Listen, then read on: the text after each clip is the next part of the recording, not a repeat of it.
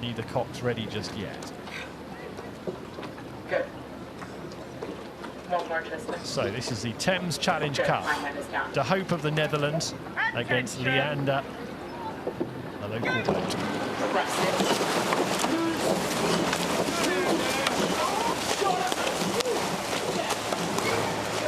You can hear the power of the eights as they roar off those start pontoons, trying to get as much momentum into the boat as quickly as possible. The cocks will be keeping a close eye on what's going on in terms of steering and barking the instructions, and they just want to get as much momentum going as fast as they can, but you really get a sense of the power. And the eights are on the water, that is quite a spectacular sight. It is a very spectacular sight, and if you are down on the banks, it's a very cool thing to go up and watch the start of an eight.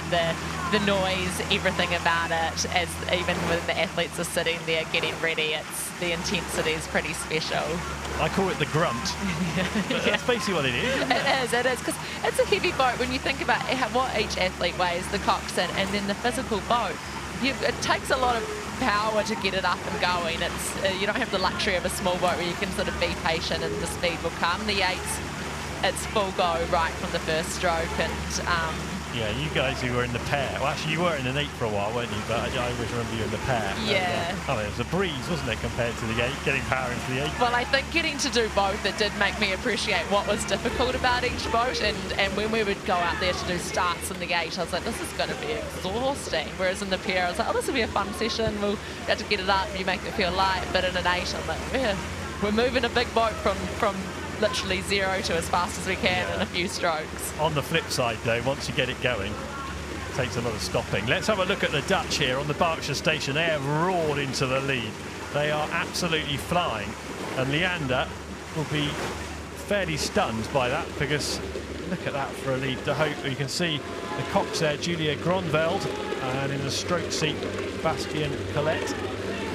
And just a glance over the shoulder from Julia K.A.R.Z.V to see where Leander Club are. I think she'll be pretty pleased to see that early lead. That is really making an inroad into this race. Yeah, I think it's quite surprising, I guess, for a Saturday to be able to jump out that much in an eight so early on. And I'm sure as she took the glance over her shoulder, she was like, oh, this is so nice, I have to turn around and take a look back. But very impressive start, and potentially good tactics from the offset. Yeah, Sonia Gladstone there, you can see in the Leander cock seat with George Staden in the stroke seat.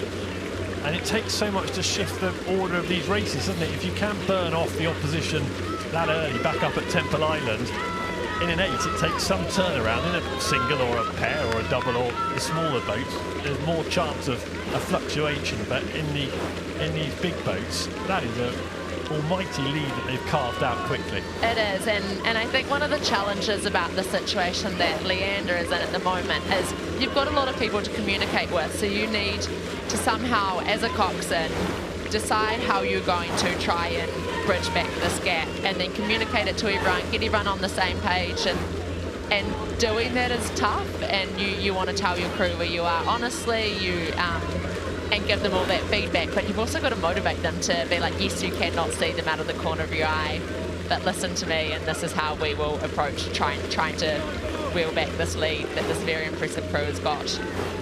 And this De Hoop crew that you just mentioned, they're really experienced. They're all in their late 20s and early 30s. Most of them have had previous Henley Royal Regattas under their belts. They've all rowed all around the world.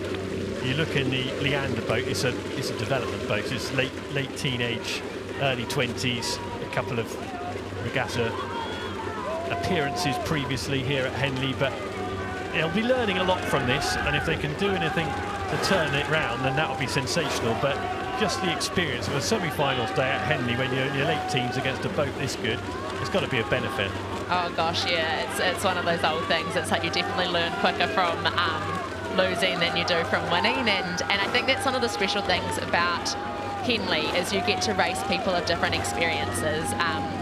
You know, you might have Olympians lining up with people that are kind of early on in their rowing journey, and it's exciting, and they would have learnt a lot from that start and seen the intensity that maybe a more experienced crew can bring to a start, and I'm sure will take away a lot of lessons if they go back and debrief this. Just looking down the Leander boat, Tristan Grange you saw in the bow seat moving forward to George Staten in the stroke seat there.